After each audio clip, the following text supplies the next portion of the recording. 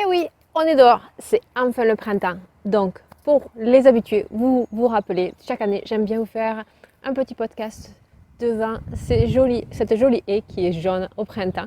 Pour les nouvelles, bienvenue sur ma chaîne. Bonjour, pour ceux qui ne me connaissent pas, je suis Patricia de la chaîne Patricia So French Couture et aujourd'hui, nous allons parler couture. Je vais vous présenter 3 pièces aujourd'hui. Pour celle qui a suivi mes vlogs de l'année dernière, je vous avais montré, j'avais 2 tissus que ma voisine m'avait donné et j'avais fait un petit dessin de ce que j'aimerais faire avec ces 2 tissus. Voilà mon petit dessin, c'est pas, voilà, je suis pas super douée à faire des dessins. Bref, je voulais faire une chemise. Mon tissu était un petit peu transparent. Je passe, c'est une crêpe de viscose.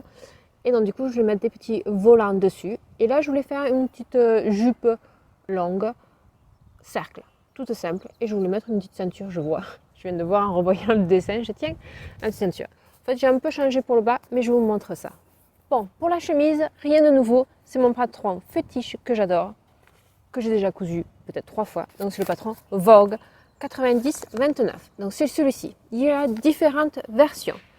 Ce patron-là va à la taille 8, c'est taille américaine, jusqu'à la taille 14. Je crois que celui-là 14, 16, pardon, 16.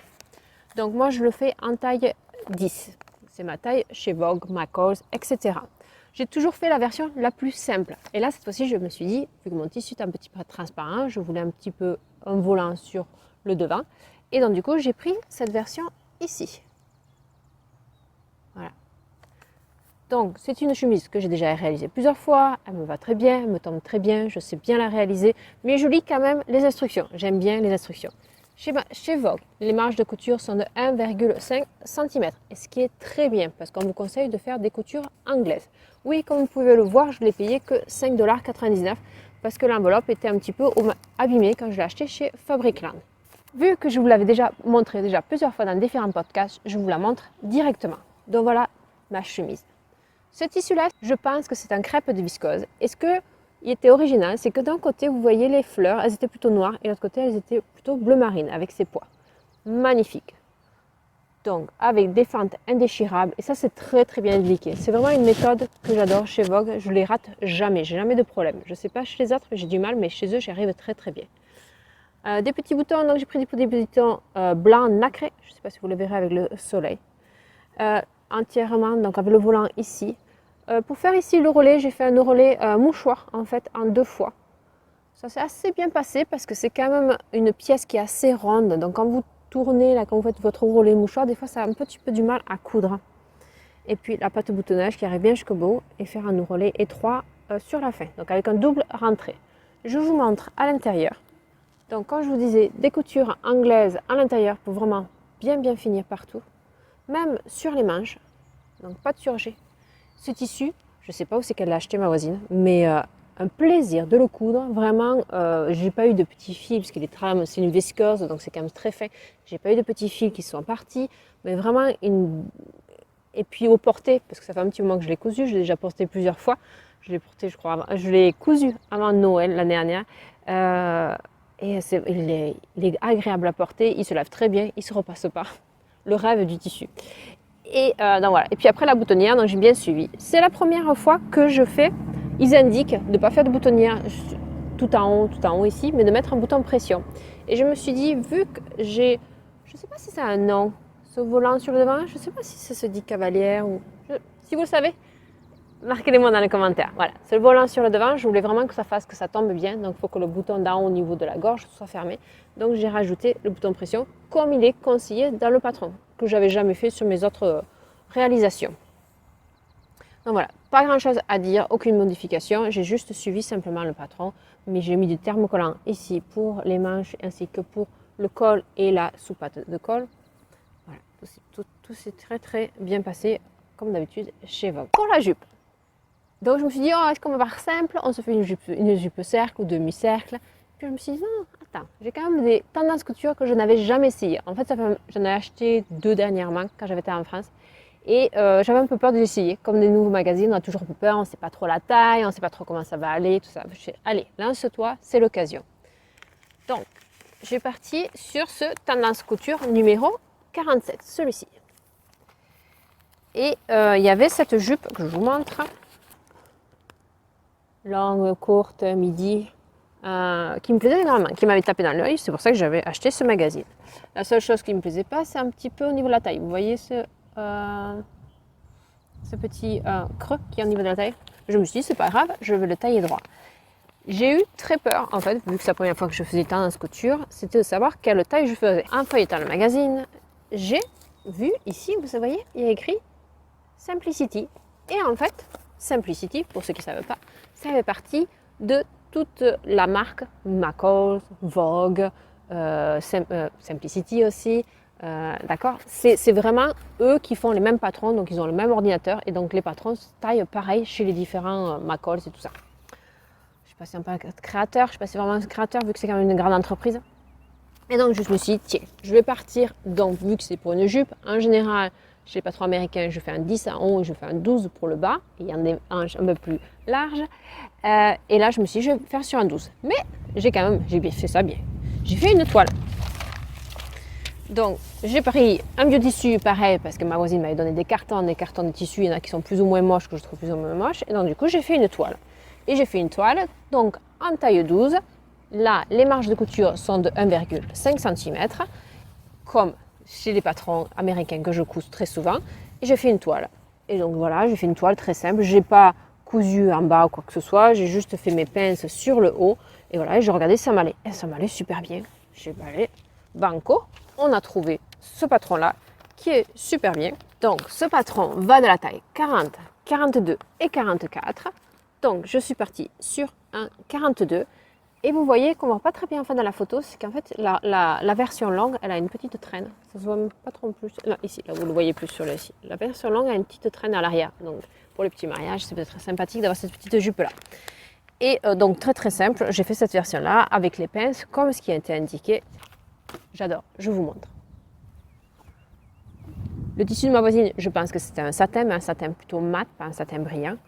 Et je vous montre donc cette jupe-là avec ces pinces qu'il y a sur le devant. Donc c'est vraiment très ajouté au niveau de la taille, c'est ce que j'adore. Ici, des pinces au niveau de l'arrière, une fermeture invisible.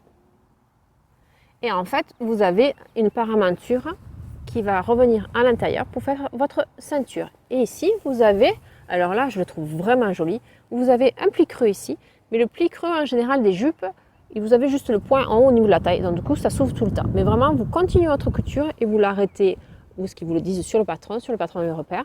Et puis après, donc, vous avez votre pli creux pour pouvoir bien marcher sans problème, parce qu'il n'y a pas du tout de fente ou quoi que ce soit. Le seul défaut qu'il y a, c'est que ce tissu-là, c'est un peu l'ami des bêtes, ou pas l'ami des bêtes comme vous voulez, c'est que moi et ma chienne, j'ai des poils tout le temps qui se collent dessus. Mais bon, bref, voilà, on passe un petit coup de rouleau là et ça part très bien. Donc j'ai fait un double rentrée ici, et puis j'ai été coudre avec un point invisible, donc vous le voyez, c'est pas invisible de ce côté-là, et puis ça vient invisible sur l'endroit.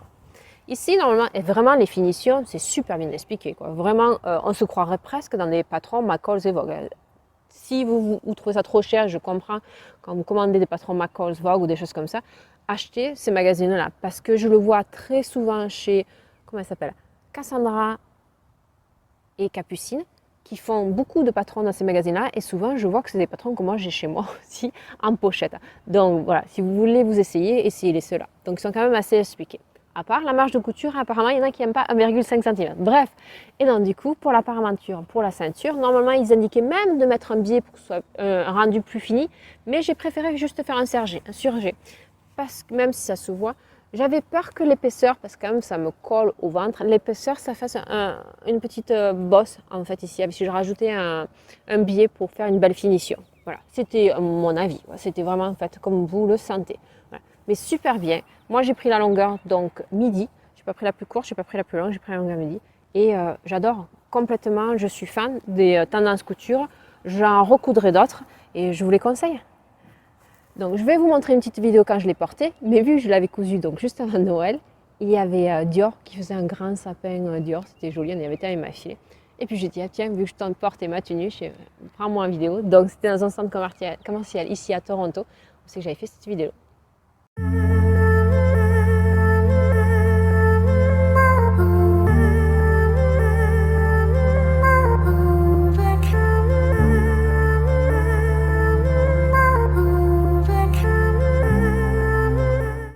le dernier petit patron que j'ai réalisé pour ma fille. Donc c'est le patron multi de la créatrice Recycle ton armoire. Donc je vous le montre, celui-ci. Et encore, je ne vous montre pas tout. Si je vous pouvais, je mettrai une petite feuille ici avec tous les patrons. Ce patron est superbe, c'est un patron enfant en fait. Donc vous avez la tunique, vous avez la robe à manches courtes, vous avez un dos nu, vous avez vraiment différents patrons par rapport à ce que vous avez envie de faire. Ça va de la taille 2 ans à la taille 12 ans. Moi, je l'avais acheté sur makerist.fr parce qu'attention, il y a plusieurs makeristes. Donc, je l'ai acheté sur makerist.fr et je l'avais acheté à 2 €. Et souvent, regardez aussi sur son site à elle, Recycle ton armoire, elle l'a aussi de temps en temps à 2 €. Mais vraiment, il est superbe ce patron. Je l'adore, je le recoudrai plusieurs fois. J'ai été sur, parce que c'était pour l'hiver, pas pour le printemps d'aujourd'hui, j'ai été sur la version la plus simple. Parce que le tissu que j'avais acheté chez Dries & Stephan était déjà assez bariolé. Donc, on est parti sur la version la plus simple. Les manches longues aussi, donc vu que c'était pour l'hiver. Et donc voilà, et je l'ai fait en 9 ans. Ma fille a 8 ans pour petit rappel. Voilà, donc je vous montre le tissu que j'avais acheté chez Dries & Stephan. Voici sa robe que j'avais acheté. Donc ça c'est ce tissu, c'est un coton stretch, très joli, avec plein de petites fleurs, ça fait très vintage, elle adore ça. Voilà, comme ça ici. Et en fait, il y a une ceinture normalement, il y a une pièce de patron qui fait ceinture, qui est beaucoup plus large que ça. Mais moi, j'avais ce ruban-là que je trouvais qui allait très bien avec mon tissu. Ce que j'ai fait, c'est que j'ai rangé ma pièce du buste ici pour que ça corresponde, que ma ceinture corresponde à mon ruban. Mais c'est vraiment un ruban très très fin. Ce que j'ai fait pour le mettre plus épais, c'est que derrière, j'ai mis du thermocollant. Il me restait des petits bouts de ce ruban-là que je vais finir. Donc ce ruban-là, il m'a été donné par la voisine de ma mère. Et donc du coup, j'ai fait aussi la finition des bas des manches. Et ce que j'ai fait pour faire vraiment une belle finition, c'est que j'ai été retourner à l'intérieur mon tissu, et le recoudre pour que vraiment vous ayez une belle finition ici à l'intérieur. Fermeture invisible ou pas, donc moi c'est une fermeture normale parce qu'elle n'aime pas les fermetures invisibles parce qu'elle me les casse. Et double rentrée ici, au niveau de l'ourlet. Là, on verrait bien, vous froncez juste le bas. Donc vraiment très jolie petite robe à porter l'hiver qui taille très très bien. Aucune modification, juste parce que c'était par rapport à mon ruban que je voulais utiliser, par rapport à la pièce de la taille, normalement qui a une pièce ceinture ici. Très bien expliqué. Par contre, c'est vrai que si c'est la première fois que vous le faites, la première fois que je l'ai fait, ce patron-là, je me sentais un petit peu perdue. Parce que vous avez la tunique, vous avez les manches longues, vous avez le dos nu, vous avez les manches courtes, vous avez la robe. Et à chaque fois que vous finissez une étape, elle vous envoie à la page 38. Elle vous renvoie à la page 54. Je vous dis des pages un petit peu au hasard, je ne sais plus combien il y en a, mais c'est vrai qu'on est un petit peu, il faut vraiment suivre ce que vous en êtes. Et c'est vrai que moi, je coupe par une demi-heure, par 1 heure, en fonction du temps que j'ai, je ne fais pas tout d'un coup dans une journée. Et donc c'est vrai que des fois, je ne marquais pas de repères où ce que j'étais. Je disais, ouh, j'étais à quelle étape celle-là? Voilà. La première fois que vous le faites, c'est un petit peu mélangeant. Mais après, une fois que vous êtes habitué, vous comprenez le système, comment elle fait. Mais vraiment, il est super, super bien. Donc, je vous le conseille. Recycle ton armoire, patron multi. En plus, c'est chouette. Aller jusqu'à l'âge de 12 ans, souvent, les patrons pour petites filles n'en vont pas jusqu'à la taille 12 ans. Vous savez que je suis dans la période, on utilise jusqu'au bout les micro-chutes et tout ça. Et j'en avais vraiment presque pas assez. C'est les patrons de couture de Barbie que je vous montre, comme d'habitude, le petit livre que j'ai. Et voilà ce que je lui ai réalisé. Mais vraiment, j'ai fait un mélange de différents patrons par rapport à ça, parce que il n'y a pas exactement le patron que ça ressemble pour sa robe. Et oui, ces manches, il n'y a pas de... Il n'y a pas de petit ruban parce que j'ai fait celle-là avant de faire sa robe à elle. Donc voilà, c'est pour ça. Et en fait, je n'avais pas non plus de ruban qui était accordé. Donc ce que j'ai fait, j'ai pris un biais et avec ma machine à coudre, comme toutes les machines à coudre maintenant, ils font de la petite broderie. Donc je me suis amusée juste à faire une petite broderie que ça fasse en rose, comme si ça avait des petites fleurs ou pas. Vous voyez, je n'ai tellement pas eu assez de tissu que pour le cercle en fait, de la jupe, elle est coupée en deux ici. Il y a un pli ici. Voilà, pour Barbie. Pour les chutes de ma chemise, donc il me restait vraiment pas grand chose. J'ai utilisé pour faire un petit chouchou avec un nœud, super simple à faire, elle l'adore et c'est vraiment bien. Donc c'est vraiment 2 rectangles que j'ai coupé en biais ici, un autre rectangle que j'ai cousu et puis après j'ai rajouté un petit bouton dessus et ça fait un super chouchou.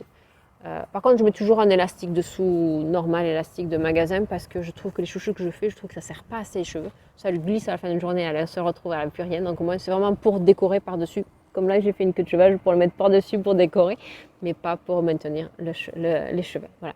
Mais par contre, c'est super. Elle le met très très souvent. Et super pour utiliser nos chutes.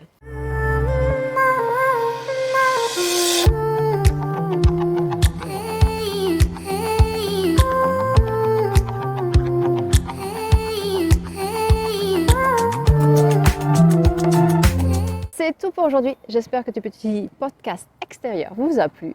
J'espère vous revoir très très bientôt. Je vous fais de très gros bisous. À la prochaine.